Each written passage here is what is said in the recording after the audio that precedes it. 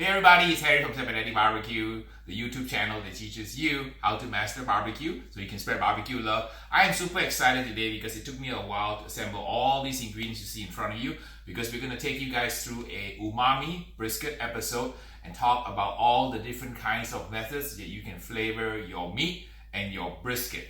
We're going to basically steal some ideas from McDonald's, folks like Doritos and Takis, and the kind of techniques they use to introduce flavors. We're also going to take you into a history into the realm of China and Japan to show you some of the umami flavor components that are used, such as we have some seaweed here, we have some mushrooms, and we're going to also make sure that we contrast and compare the two by cooking two briskets. One, the traditional way, using some ingredients going back 1,000 years for flavor. We're also going to use some of the modern ingredients that came about after the Second World War that are used by folks like right here. So come join me for this episode. Super excited to show you guys how flavors are developed and how you can up your brisket game at home through my Umami Brisket techniques. I'm starting out with two prime briskets here that I purchased from the store. They look absolutely gorgeous. Lots of marbling and lots of striations on the meat. I'm going to use essentially a basic rub we're going to make here. So here are the ingredients for the basic rub. I'm going to show you guys how to make it. We're also going to add some flavoring ingredients on top of the basic rub. So we're going to go and try to use two methods, right? So here's the McDonald's method or the Doritos method. They use components such as inosinates, guanylates. They use accent, which is basically MSG. And these are approved FDA food additives.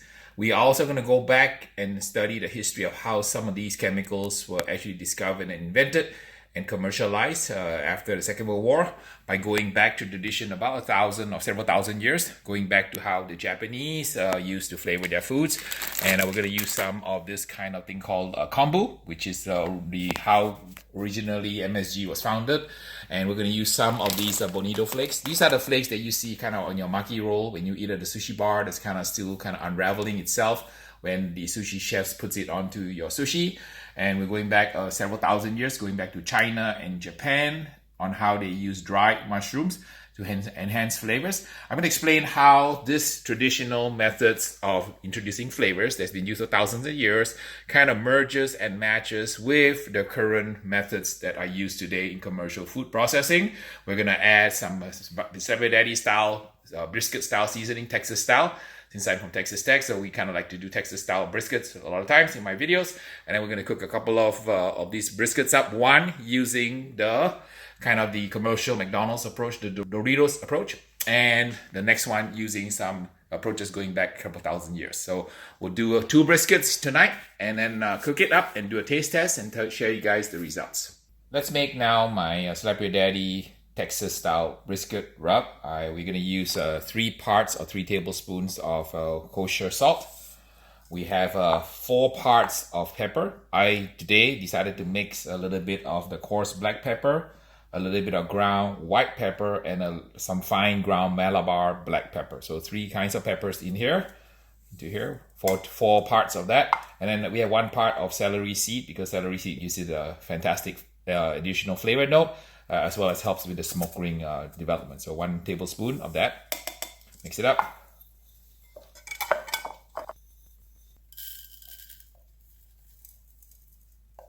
And that should be enough for about 2 briskets, about half a cup. Let's start trimming the brisket, and let me sharpen my knife here. I'm using my famous rapid steel that I use all the time. This really holds the knife as well as keeps it nice and sharp. And you can find this little item on my Amazon store. Let's run about 10 times to it.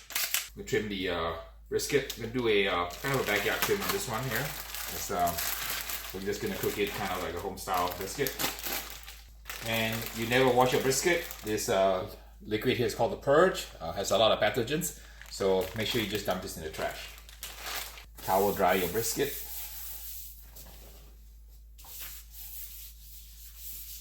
As I trim my brisket, I'm going to kind of talk through the trimming process by talking to you about the way flavors are generated in brisket. Number one, I need to kind of mention to you that the organ that allows you to taste food is your tongue and your mouth. You have about 8,000 taste receptors in your mouth, and some have more, some have less. But these taste receptors are wired to your brain, and as these flavor molecules hit the taste buds on your tongue, they send signals to the brain. And the humanity has spent millennia trying to improve tastes in different kinds of foods, and the method or the science of food flavors and chemical flavors that you can introduce your food has been around for thousands of years. More recently, the folks have been able to isolate some of these components. So you know that there's going to be sort of like 5 kinds of taste. There's a sweet, sour, salty, bitter, and of course the last one is called umami. Umami has become a little bit more fashionable in the world, even though it's been known for several thousand years as kind of like a savory flavor. The Japanese, kind of came up with the word umami. And the idea of the umami came from basically Japanese cuisine. And Japanese folks used to use a seaweed in the ocean.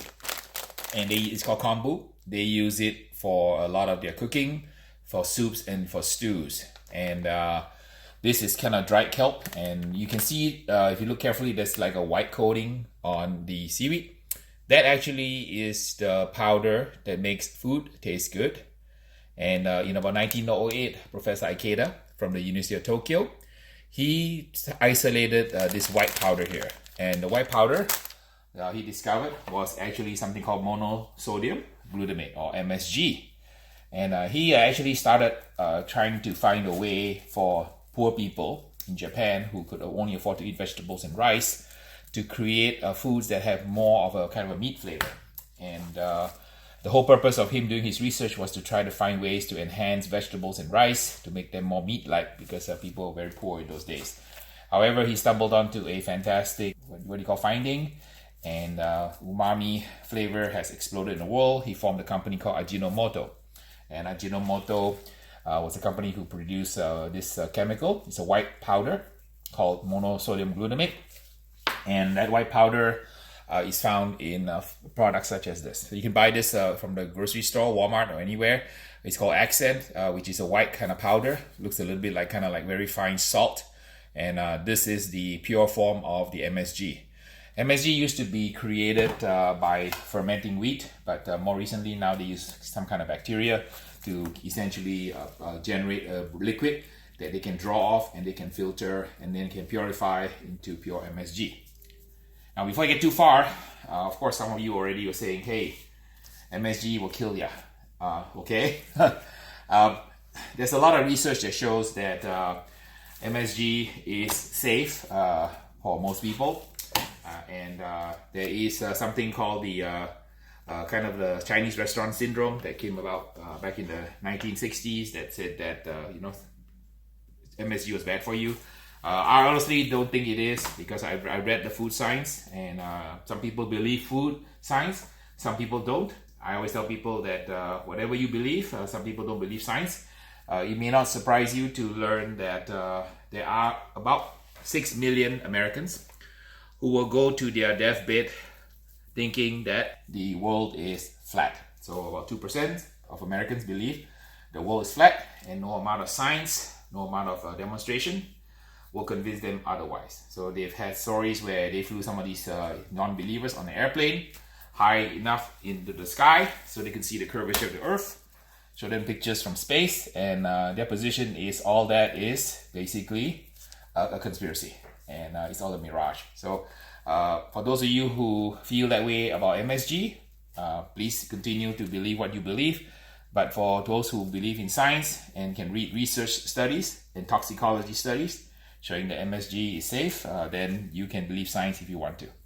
I'm neutral. I use it to cook, and I enjoy the kombu when I have my Japanese miso soup in a Japanese restaurant. I also don't mind cooking with it using this product when I cook competition briskets in contests. So knock yourself up. It's a free country. You can do whatever you want. I'm always reminded that 7 out of 10 Americans do not believe that global warming is upon us. So you can go out to the beach and watch the water rise, or you live near the ocean, go to Venice and see the water rising and say that, man, that's not happening. And so it's up to you really, what you believe. I just like to cook barbecue, so I don't want to get in any kind of controversy with anybody. So what I'm doing now is I'm kind of trimming the brisket a little bit on the back here because I kind of want to get small burn ends, and I like kind of like dark burn ends. So we're going to create some burn ends on the back here. And this is good enough for the trim for today's little class that I'm going to put on for you. I decided to cook 2 prime briskets for you because I wanted to kind of prove to myself that these flavor enhancers, whether they come from chemical or they come from a natural product like seaweed and some mushrooms, they all kind of have the same effect. So this test will prove to me, hopefully also to you, that you can generate flavors using different techniques. If you're comfortable using the chemicals, by all means. If you're one of those all-natural people that insist that kind of chemicals are bad for you, knock yourself up. I'm going to show you guys how to get the same results using some of the Japanese style or Chinese style methods of getting flavor, which I will kind of cover in more detail as I start trimming this brisket. Many other researchers started looking for other ingredients that will provide the holy grail of flavor, and that research yielded a second component that yielded flavor, and that component is basically this. So this is the kind of a katsubusho, which is basically dried bonito or skipjack tuna. These are the shavings and the flakes that you see put on your maki roll or sushi roll when you go to a Japanese restaurant. And this particular kind of a component contains a class of chemicals called inosinates that are very, very powerful flavor enhancers. So you can buy the white powder form of this, and it looks like this, right? Which is the same kind of like MSG. The MSG is here. Alright, or you can go ahead and buy the natural form, which comes in the form of these katsubushi flakes, which you're going to put onto the brisket. So I'm actually going to be putting some fish flakes onto my brisket. So please don't panic when you see me do that. The study of flavors continued after Professor Ikeda from the University of Tokyo discovered MSG in 1908, and that was followed quickly by the discovery of the skipjack tuna and a class of chemicals called inosinates. There wasn't much progress until about the year kind of 1960, and another Japanese gentleman, Kira Kuninaka, reported that he found out the additional third umami ingredient. And the third umami ingredient is actually found in shiitake mushrooms or dried mushrooms. Now, cooking with mushrooms have been done in Chinese culture or Chinese cuisine going back maybe 5,000 years. So when you dry these mushrooms and you rehydrate them, they release a chemical called guanylates. And guanylates are extremely powerful flavor enhancers, as discovered by Akira Kuninaka. And they found out that when you combine this essentially with this, which is the inosinate, and then you combine it with the MSG, it creates a very synergistic effect, so that when you have the MSG and just a little bit, about probably 1/20th of the inosinate and about 1/20th of the guanylate, you synergistically create a supercharged flavor. So that's why when you go out and you buy some Doritos, you'll see that the label shows that it has both, let me see here, I can show you here. It has, let me see here, sodium inosinate and sodium guanylate right here. Can you see that? Right. And then the MSG is up here somewhere, blah, blah, blah, blah, blah, blah. Yeah, I see MSG right up here. So it's got also MSG. If you look at Takis, which is another flavor component here, this is one of my favorite snacks. It's got basically MSG in it, and also hydrolyzed extract protein is actually MSG. It's got MSG on the label, and then more importantly at the bottom it's got disodium guanylate and disodium inosinate. So you can buy that stuff in Doritos, or you can buy it like here. So I have a package of here under a food grade inosinates and disodium inosinates. I'm sorry, disodium inosinate and disodium guanylate, right? So here you go. And of course, you can also use products like this. And then you can use this, the Maggi seasoning also has it. So it's found in many, many food products. And, it's very common in the world to have these chemicals. They are naturally occurring because whether they are here, they are in mushrooms, or they are in the katsubushi, or the skipjack tuna flakes. They're all over, and human beings has been consuming this for many, many years. I'm boiling some water now to get some of the MSG off of the dried kelp, and I'm going to now prepare the guanylate by chopping up these little dry mushrooms, and I'm going to use a what do you call spice grinder to grind them up into a fine powder. And I'm going to get some shiitake mushroom powder into our rub flavoring add-ons. I'm going to add some of the katsubushi now, which is the skipjack tuna, dried flakes, and this will provide the inosinates. I'm going to put it into my mix here, and I'm going to puree it up so we can get a fine powder. So I made my own disodium inosinate and disodium guanylate powder here. There you go. So I got some pureed dry shiitake mushrooms together with some of the skipjack tuna katsuobushi. Here's the kombu, which is the dried kelp, where the white powder of the kelp here, all this little white powder, you can see this on camera. This is all the MSGs. And I'm going to kind of dissolve the MSG in here.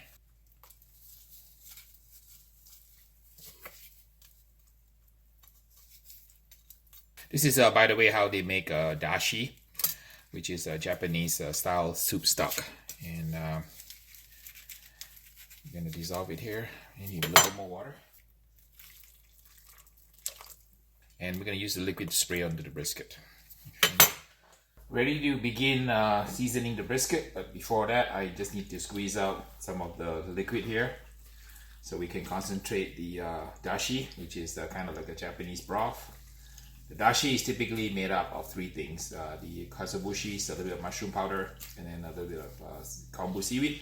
So now what I've done is I've essentially washed off the powder of the monosodium glutamate off into the liquid here, which I'm going to pour into a spray bottle, and we're going to use it to spray the brisket. So right here, this is the kombu from one packet. The liquid looks kind of very green, but it's chock full of MSG. I tasted it. It's got that super duper umami flavor. Put it in a spray bottle. It's ready to go. We're getting ready to season the brisket. So I have my chemical side here, which is the Maggi seasoning. It's got MSG and guanylate and inosinates. I also have the accent, which is pure MSG. I also have the disodium inosinate, which is a food industry powder here. We've got our Texas style rub, which is based on pepper and a little bit celery seed. And I've got my umami solution here. So for the first brisket, I will use the powdered liquids here. A little bit of the Maggi on it to get a smear. Apply a little bit of MSG, not a lot, just a little bit less than the amount of salt that you would use. So just a tiny touch is the longest, a little bit goes a long way. Watch how I'm doing it here. Just a tiny little sprinkling is great. Don't overdo this. I'm going to put the guanylate inosinate powder. Just a nice light coating, sufficient. Remember, there's a synergistic effect between the MSG and the inosinated guanylate. The ratio is 1:20, so kind of like 1 part of this to 20 parts of MSG, and the flavor is actually super duper amped up. I've done the taste tests in different classes and different lectures I've done, and when I test the audience blind test, they always seem to like the combination of the MSG and the inosinate over just MSG alone. So that's the one for the one we're going to do with the chemicals. And on this one here, we're going to do the one with the natural ingredient. Here's the kombu liquid that I did. Let's spray the brisket here. All right, now I'm going to apply the katsuobushi, which is the mushroom powder. So here's now, we put out our umami ingredients. Next thing we're going to do is get our normal Texas style rub on it. It looks like it's a little bit dry. I'm going to spray it a little bit more with my little special umami liquid here. I decided to fire up my drum today, so we're going to cook it on the drum. It's one of my favorite smokers. Don't forget to put your chunks of wood to hold your brisket up. Alright, briskets are in the drum. I'm running at around 250 to 275 degrees. Ready to put it on and let it get happy. It took about 6 hours for the briskets to kind of crust up in my drum smoker, my UDS, and we're now ready to wrap it in foil. I'm going to show you my butcher paper foil wrapping technique for Texas style brisket. You start off by basically pulling off your butcher paper, and you can get this butcher paper on Amazon. I have a link to get the butcher paper that's used for cooking briskets. You put in about three times the length of the brisket. You want to pick up the brisket and then you want to place it on the paper. And I'll show you guys my particular style of wrap. So I begin by placing the brisket about halfway in. So if the brisket is this long, I put it in so that it's about here. So that's where we get started. Cover it. The idea is that we want to finish with the fat side down. Fold this one over. So it sits folded down on its own weight. I hope you got that. I'm going to do another time. Here we go. 2 briskets ready to go into the oven. I'm going to set the oven around, say, 275-ish because I want to speed the process up. But 250, 275 is all good.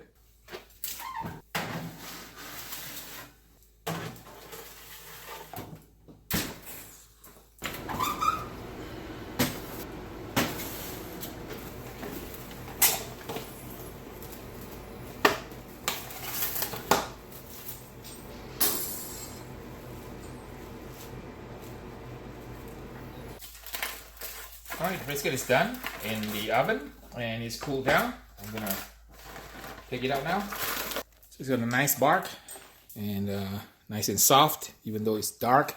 That's how Texas style brisket looks like, feels like. Let's cut it up and give it a taste test.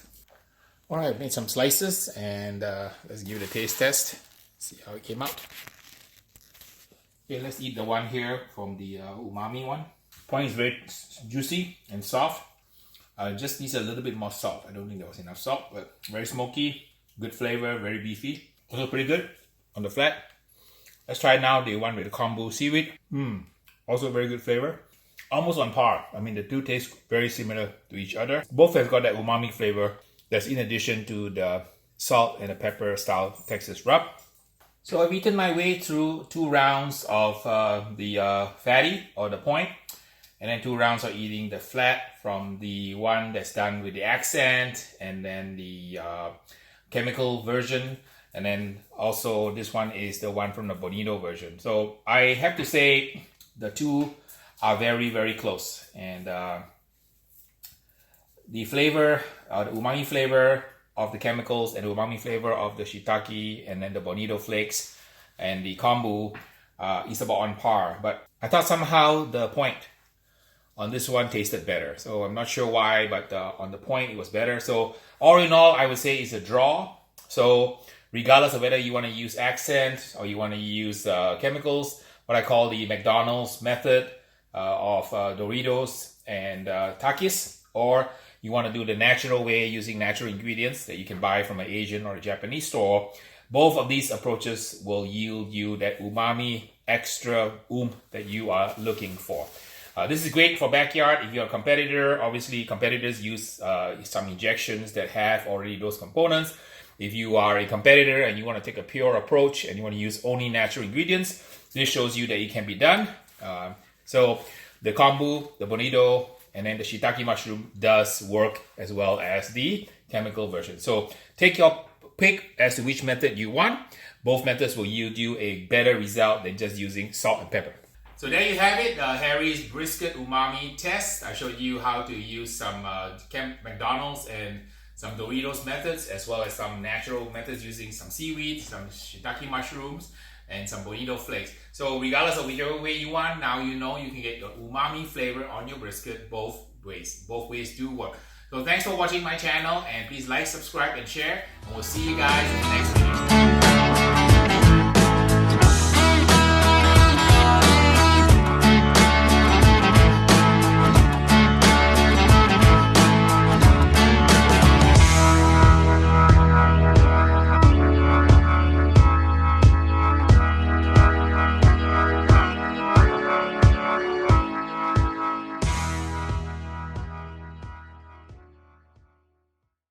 Okay, so we've concluded the cook here, and then Beans has been waiting patiently, and I'm gonna give Beans a couple of pieces of brisket here. Give this one a shot. This one is from the McDonald's method of getting flavor. Try it and see.